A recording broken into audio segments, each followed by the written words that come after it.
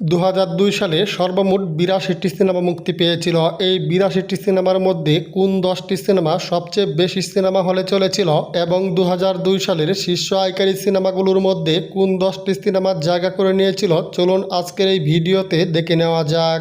2002 সালের শীর্ষ আয়কারী সিনেমাগুলোর মধ্যে 10 নম্বর স্থানে জায়গা করে নিয়েছে কুলির সর্দার সিনেমাটি।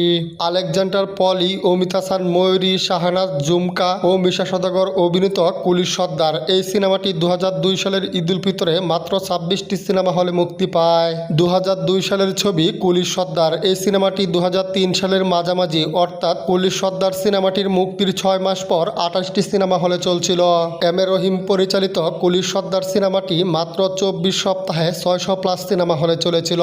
কুলির সর্দার সিনেমাটির বাজার ছিল প্রায় 70 লক্ষ টাকা। কুলির সর্দার সিনেমাটি 2002 সালে মুক্তির পর লাইফ টাইম বক্স অফিস থেকে নেট আয় করে 5 কোটি টাকা প্লাস। বক্স অফিস রিপোর্ট অনুযায়ী কুলির সর্দার সিনেমাটি ব্লকবাস্টার হিট সিনেমা। 2002 সালের শীর্ষ 10 আয়কারী সিনেমাগুলোর মধ্যে 9 নম্বর স্থানে জায়গা করে নিয়েছে বোমা হামলা সিনেমাটি। মান্না, ময়ূরী ও ডিপজল অভিনীত বোমা হামলা এই সিনেমাটি 2002 সালের ঈদ উল ফিতরে 32টি সিনেমা হলে মুক্তি পায়। মালেক আফসারি পরিচালিত বোমা হামলা সিনেমাটি মাত্র 20 সপ্তাহে 650টি প্লাস সিনেমা হলে চলেছিল। বোমা হামলা সিনেমাটির বাজার ছিল প্রায় 80 লক্ষ টাকা। বোমা হামলা সিনেমাটি লাইফ টাইম বক্স অফিস থেকে নেট আয় করে 5 কোটি টাকা প্লাস। বক্স অফিস রিপোর্ট অনুযায়ী বোমা হামলা সিনেমাটি ব্লকবাস্টার হিট সিনেমা। 2002 সালের শীর্ষ আয়কারী 10টি সিনেমার মধ্যে 8 নম্বর স্থানে জায়গা করে নিয়েছে ও প্রিয়া তুমি কোথায় সিনেমাটি।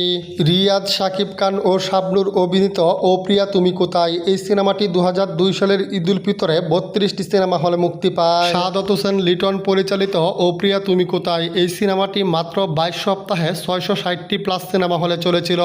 ও প্রিয়া তুমি কোথায় এই সিনেমাটির বাজার ছিল প্রায় 70 লক্ষ টাকা। ও প্রিয়া তুমি কোথায় সিনেমাটি 2002 সালের ঈদ উল ফিতরে মুক্তির পর লাইফ টাইম বক্স অফিস থেকে নেট আয় করে 6 কোটি টাকা প্লাস। বক্স অফিস রিপোর্ট অনুযায়ী ও প্রিয়া তুমি কোথায় সিনেমাটি ব্লকবাস্টার হিট সিনেমা। 2002 সালের শীর্ষ আয়কারী 10টি সিনেমার মধ্যে 7 নম্বর স্থানে জায়গা করে নিয়েছে নায়ক সিনেমাটি। মান্না, পূর্ণিমা, ময়ূরী ও ডিপজল অভিনীত নায়ক এই সিনেমাটি 2002 সালের ঈদ উল আজহায় 39টি সিনেমা হলে মুক্তি পায়। ইস্পাহানি আরিফ জাহান পরিচালিত নায়ক সিনেমাটি মাত্র 20 সপ্তাহে 680টি প্লাস সিনেমা হলে চলেছিল।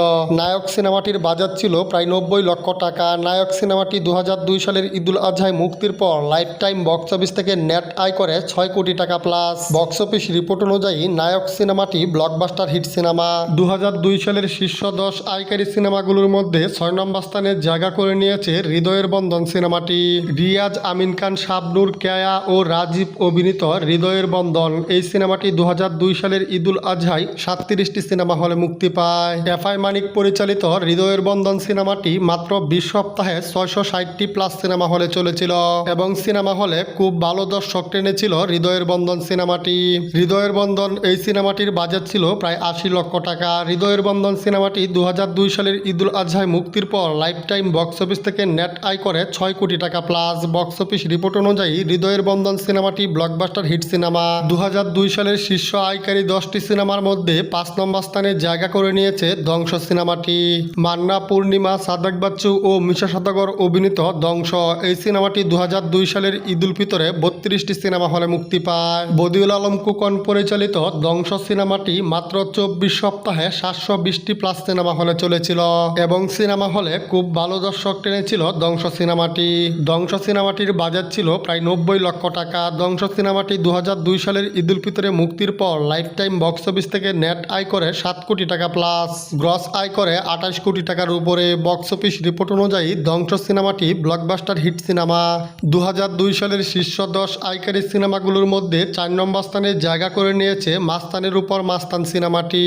মান্না, পূর্ণিমা, মিশা সওদাগর ও রাজীব অভিনীত মাস্তানের উপর মাস্তান এই সিনেমাটি প্রথম সপ্তাহে 40টি সিনেমা হলে মুক্তি পায়। মাস্তানের উপর মাস্তান সিনেমাটি টানা 24 সপ্তাহে 780টি প্লাস সিনেমা হলে চলেছিল এবং মাস্তানের উপর মাস্তান সিনেমার পরিচালক মুনতাজুর রহমান আকবর স্যার বলেছেন, মাস্তানের উপর মাস্তান এই সিনেমা থেকে প্রডিউসার পেয়েছিল প্রায় 9 কোটি টাকা।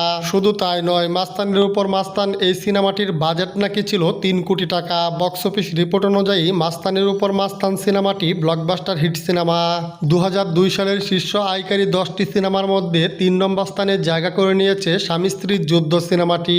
মান্না, শাবনূর, পূর্ণিমা ও ডিপজল অভিনীত স্বামী স্ত্রীর যুদ্ধ এই সিনেমাটি প্রথম সপ্তাহে 40টি সিনেমা হলে মুক্তি পায়। এফআই মানিক পরিচালিত স্বামী স্ত্রীর যুদ্ধ সিনেমাটি মাত্র 24 সপ্তাহে 810টি প্লাস সিনেমা হলে চলেছিল এবং 2002 সালে মুক্তি পাওয়া 82টি সিনেমার মধ্যে সবচেয়ে বেশি দর্শক টেনেছিল ফায়ার সিনেমা। এরপরেই ছিল স্বামী স্ত্রীর যুদ্ধ সিনেমাটি। স্বামী স্ত্রীর যুদ্ধ সিনেমাটির বাজেট ছিল প্রায় 1.5 কোটি টাকা। স্বামী স্ত্রীর যুদ্ধ সিনেমাটির লাইফ টাইম বক্স অফিস থেকে নেট আয় করে 10 কোটি টাকা প্লাস, গ্রস আয় করে প্রায় 40 কোটি টাকা প্লাস। বক্স অফিস রিপোর্ট অনুযায়ী স্বামী স্ত্রীর যুদ্ধ সিনেমাটি অল টাইম ব্লকবাস্টার সিনেমা। আরেকটা কথা না বললেই নয়, স্বামী স্ত্রীর যুদ্ধ এই সিনেমার লাভের টাকা দিয়ে মান্না ঢাকা শহরের উত্তরায় একটি বাড়ি কিনেছিল। তো যাই হোক, 2002 সালের শীর্ষ 10 আয়কারী সিনেমাগুলোর মধ্যে 2 নম্বর স্থানে জায়গা করে নিয়েছে ভয়ানক সংঘর্ষ সিনেমাটি।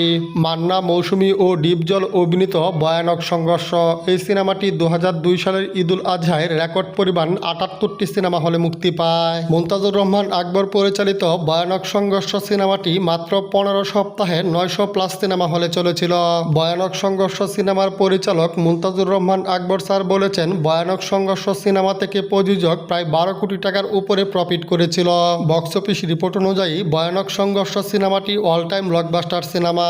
2002 সালের শীর্ষ 10 আয়কারী সিনেমাগুলোর মধ্যে 1 নম্বর স্থানে জায়গা করে নিয়েছে ফায়ার সিনেমাটি।